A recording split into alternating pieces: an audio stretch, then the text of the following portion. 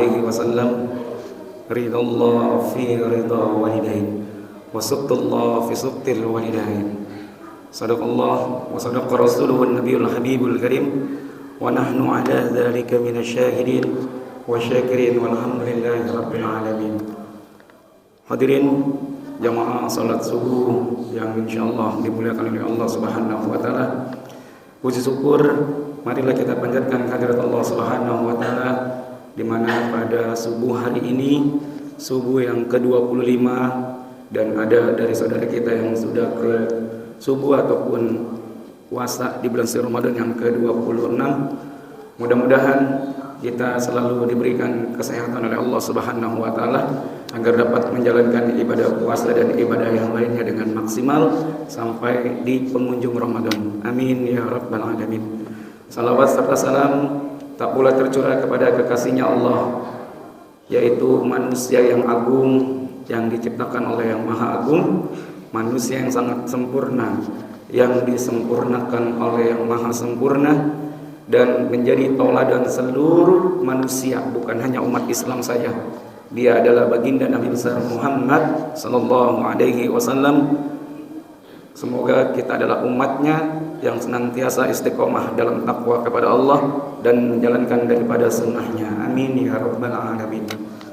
Hadirin jamaah salat subuh yang berbahagia, sebelum kuliah subuh saya menggantikan badal dari Ustadz Firman, yang mana beliau sudah mudik, mudah-mudahan selamat sampai tujuan ke halaman kampungnya.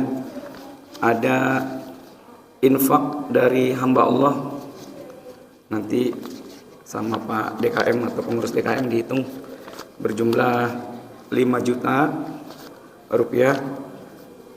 Mudah-mudahan apa yang diniatkan oleh dari hamba Allah dalam sumbangan berupa uang 5 juta rupiah, Allah berikan kalau mereka sudah menikah, Allah jadikan keluarganya yang sakinah mawaddah warahmah. Kalaupun belum menikah, Allah berikan selalu kemudahan, kelancaran dalam hidup dan karirnya. Juga jika ini adalah yang menyumbang dari anak-anak remaja pemuda, semoga dijadikan pemuda yang soleh dan soleha. Amin ya rabbal alamin. Dan selalu diberikan kesehatan, keberkahan dunia wal akhirat. Ala hazini al-fatihah. A'udzu billahi minasyaitonir rajim. Bismillahirrahmanirrahim. Alhamdulillahi rabbil alamin. Arrahmanir rahim. Maliki yaumiddin. Iyyaka na'budu wa iyyaka nasta'in. Ihdinas siratal mustaqim. Siratal ladzina an'amta 'alaihim ghairil maghdubi 'alaihim waladdallin. Amin.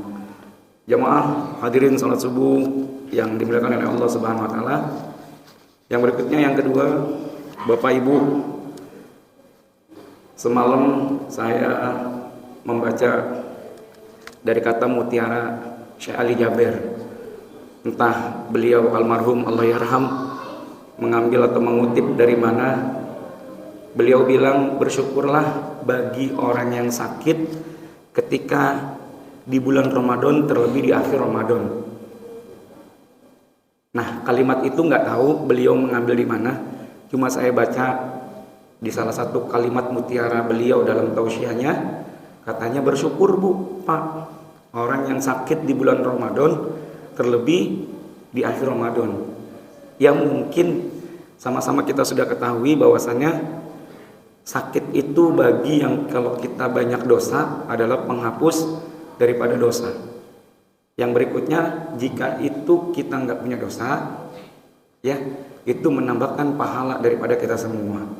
Tapi dibalik kalimat mutiara dari almarhum Syekh Ali Jaber itu, sakit yang di bulan Ramadan ini yang sangat bermanfaat.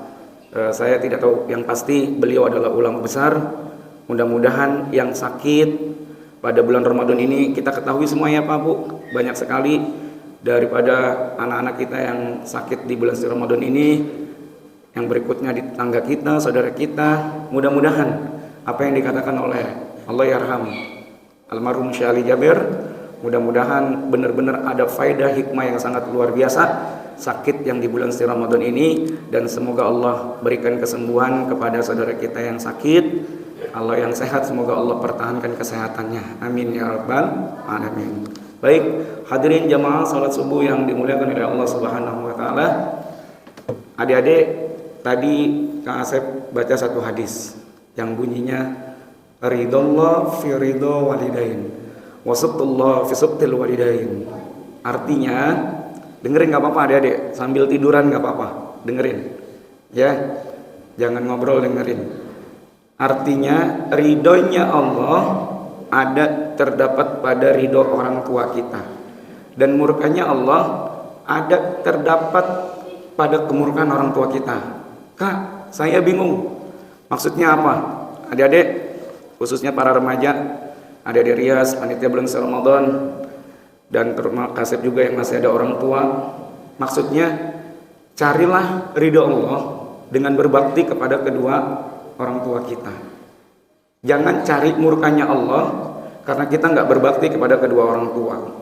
Adik-adik jamaah salat subuh yang berbahagia, dalam surah At-Tin, mengapa Allah memasukkan salah satu sumpah di ayat kedua?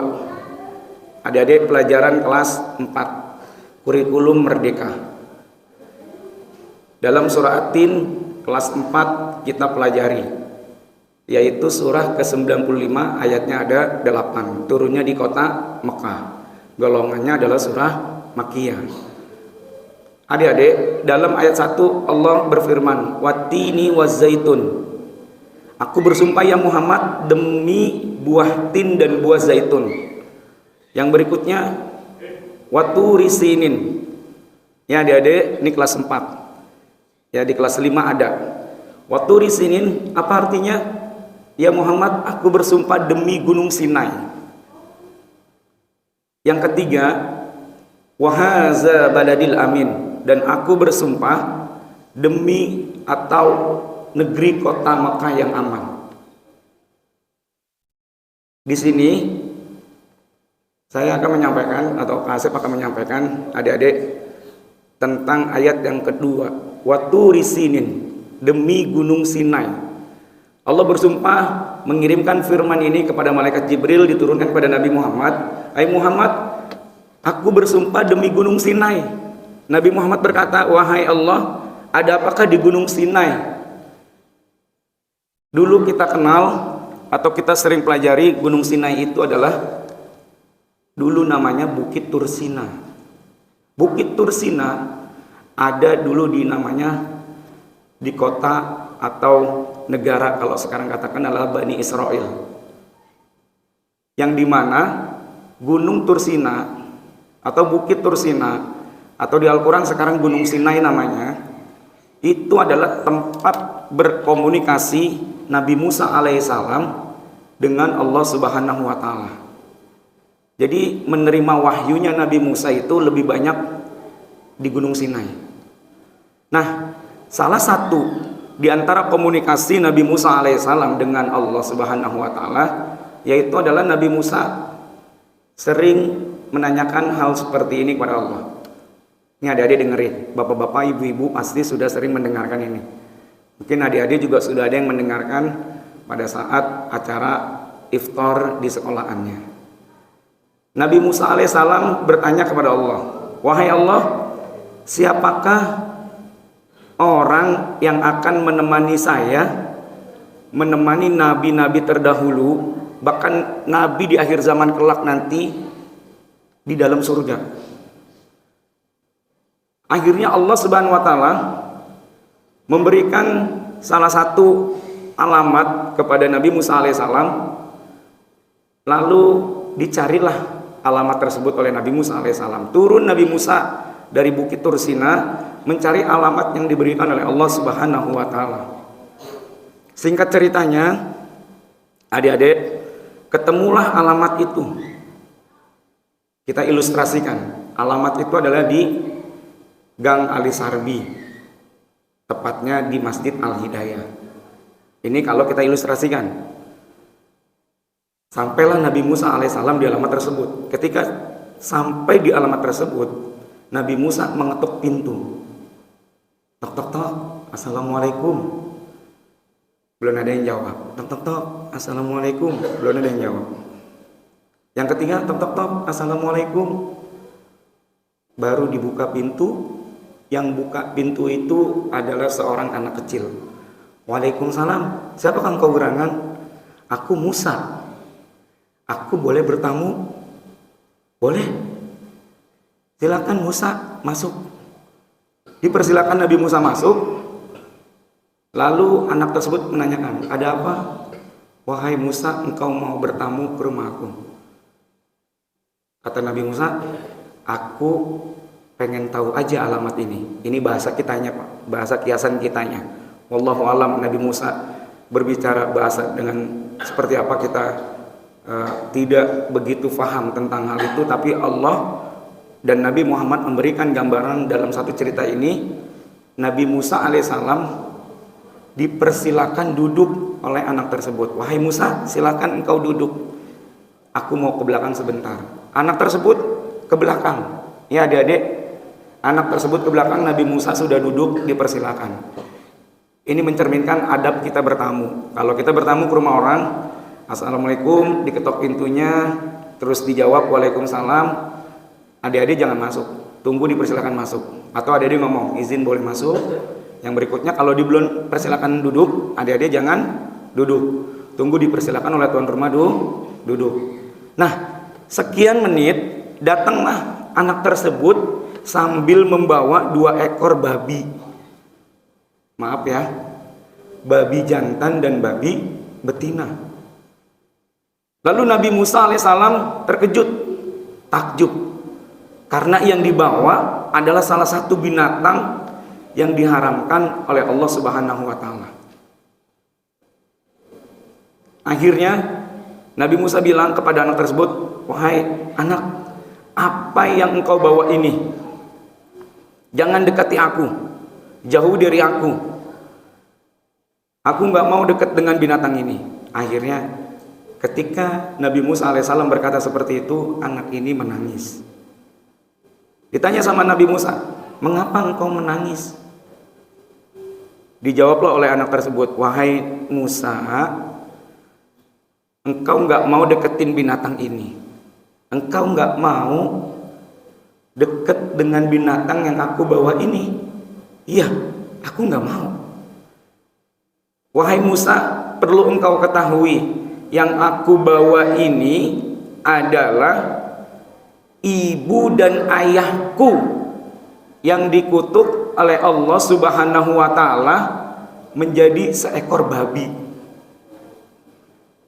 Tapi kata anak tersebut, meskipun orang tuaku dikutuk sama Allah dalam keadaan seperti ini, aku adalah seorang anak yang dimana dulu aku pernah ngontrak 9 bulan di rahim ibu, lalu diperjuangkan, dikeluarkan di dunia ini, wahnan ala wahnin, penderitaan di atas penderitaan, yang butuh pengorbanan, kematian aku hadir di dunia ini. Jadi apapun keadaannya orang tuaku, aku harus hormat dengannya. Ini anak-anak. Akhirnya Nabi Musa alaihissalam, singkat ceritanya, panjang dalam cerita ini, balik ke Bukit Tursina, bilang sama Allah lagi, wahai Allah, apakah benar alamat ini yang engkau kasih, yang akan menemani aku dan nabi-nabi terdahulu beserta nabi akhir zaman di dalam surga? Jawaban kata Allah apa? Sodakta ya Musa, benar, itu yang akan menemani engkau di dalam surga. Jadi adik-adik, ini terutama adik-adik, Kasep memberikan kepada adik-adik, ya. Dari cerita ini, adik-adik, saat ini banyak sekali di antara kalangan kalian dalam akhlak berbakti birrul walidain kepada orang tua ini sangat minus. Kadang kalau disuruh sholat sama mama, marah. Disuruh ngaji sama ayah, marah. Disuruh belajar, marah. Dibangunin sahur, marah. Nah, adik-adik, ingat dari cerita yang pagi hari ini Kak Asep sampaikan. Lihatlah, seorang anak yang ayah ibunya dikutuk menjadi seekor binatang yang diharamkan oleh Allah Subhanahu wa Ta'ala, dia tetap hormat kepada kedua orang tuanya. Terlebih adik-adik, dan ini buat Kak Asep juga, 4 hari ke depan kita akan mendengarkan kalimat takbiran. Adik-adik kalau dengar kalimat takbiran ini, apa yang dirasakan? Allahu Akbar, Allahu Akbar, Allahu Akbar.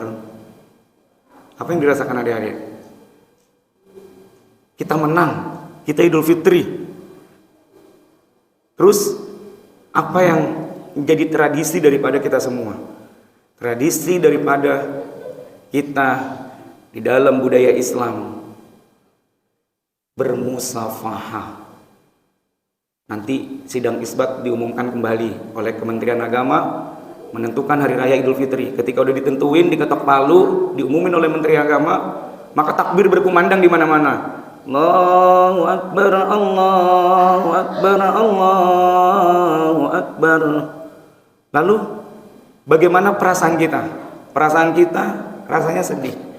Ditinggal bulan suci Ramadan. Yang berikutnya, penghuni alam kubur pun sama. Dia sedih. Ramadan telah berakhir. Lalu bagaimana ciptaan Allah yang lainnya? Dia sedih. Nah besoknya, setelah sholat Idul Fitri kelar, banyak daripada hamba Allah yang saling bermusafahah, terutama anak kepada orang tuanya, istri kepada suaminya. Dan Kak Asep, bapak-bapak yang lain, anak laki-laki yang lain, yang sudah menikah, yang sudah punya cucu dan cicit, jika masih ada orang tuanya, sama kita mengucapkan minal aidin wal faizin. Dan bagi kita yang udah nggak ada orang tuanya, kita datang ziarah ke makamnya. Nah, adik-adik sekalian semua, Kak Asep berpesan di bagian kulsub yang terakhir ini, ketika dengar takbiran seperti itu, atau kita sudah menuju hari kemenangan, adik-adik pulang dari sholat Idul Fitri, nih Kak Asep pesen, jangan menghampiri ke rumah saudara tetangga terlebih dahulu yang bagi-bagikan yang namanya THR untuk kesenangan kalian. Jangan dulu, ya. Jangan dulu kalau diajak sama teman, yuk samperin yuk ke rumah bapak itu, yuk samperin yuk ke rumah ibu itu yuk. Adik-adik jangan dulu. Ketika pulang salat Idul Fitri, di rumah adik-adik sudah menunggu ibu dan ayah daripada adik-adik, maka datengin dia dulu. Tangan pertama di hari raya Idul Fitri, yaitu adik-adik harus menyentuh bermusafahah yang pertama kepada kedua orang tua adik-adik. Bisa ya? Ucapin, Mama, maafin aku ya, aku sudah banyak salah sama Mama. Ayah, maafin aku ya Ayah, aku punya salah banyak sama Ayah. Cium tangannya. Pak, Bu, yang sering dapat di sekolahan berita, anak zaman sekarang gengsi katanya, kalau salaman sama orang tua bahkan cium pipinya gengsi dia. Adik-adik, ketika nanti hari raya Idul Fitri, meskipun ini adalah tradisi budaya yang baik, adik-adik lakuin. Cium tangannya, cium pipinya, kalau perlu cium kakinya. Nanti adik-adik nyesel, ya. Terutama Kak Asep, ya. Kalau udah seperti kayak Kak Asep, seperti bapak-bapak yang lainnya yang udah nggak ada orang tuanya, sedih kita. Nah, mumpung masih ada orang tuanya, adik-adik di hari raya Idul Fitri, yuk sama-sama, ya, saling bermaafan, bermusafahah kepada kedua orang tua kita. Setelah itu bebas adik-adik, ke saudara, ke tetangga, monggo silakan. Dan sebagai penutup, adik-adik, di hari raya Idul Fitri, hari yang sangat baik, hari yang sangat suci, manusia hamba Allah sering bermusafahah. Itu arsy-Nya Allah, dia tidak berhenti bergetar. Kenapa dia tidak berhenti bergetar? Kata malaikat, hai arsy-Nya Allah, apa arsy-Nya? Singgasananya Allah. Berhentilah. Nggak berhenti diadu sama malaikat kepada Allah, wahai Allah, arsy-Nya-Mu tidak berhenti bergetar. Ada apa gerangan? Ditegur sama Allah, wahai arsy-Ku, berhentilah engkau. Apa kata arsy-Nya Allah? Wahai Allah, aku tidak akan berhenti. Gimana aku tidak bergetar? Di saat hari raya yang namanya suci ini, Idul Fitri, lihatlah hambamu, seorang anak sedang meminta maaf kepada ibu dan ayahnya yang mungkin tidak seperti biasanya. Seorang manusia hablum minannas, kepada saudara dan tetangganya saling bermaafan. Aku tidak akan berhenti wahai Allah. Apa jawaban daripada arsy-Nya Allah? Aku akan berhenti ketika engkau mengampuni semua hambamu yang bermusyafahah. Oleh karena itu adik-adik, yuk sama-sama di dalam kusub yang terakhir di bulan suci Ramadan ini, terutama daripada Kak Asep yang mungkin banyak sering bicara di dalam mimbar ini, kepada bapak-bapak, ibu-ibu, mohon maaf lahir dan batin jika selama penyampaian di bulan suci Ramadan ini dalam memimpin, dalam imam ada kekurangan dan banyak salah. Mohon dibukakan pintu maaf yang sebesar-besarnya, karena yang benar itu adalah milik Allah dan yang salah itu memang milik kita semua selaku manusia yang dhaif, manusia yang lemah. Oleh karena itu, sebagai penutup, saya atas nama pribadi dan keluarga besar mengucapkan minal aidin wal faizin, mohon maaf lahir dan batin. Bismillahirrahmanirrahim. Mudah-mudahan semalam daripada kultum pengawas salah satu yayasan kita, Bapak Sukar, kita mendapatkan satu predikat yang namanya takwa kepada Allah Subhanahu wa taala dan bisa dipegang di luar bulan suci Ramadan sampai ketemu di bulan suci Ramadan dan sampai endingnya Allah memanggil kita. Kurang lebihnya mohon maaf. Assalamualaikum warahmatullahi wabarakatuh.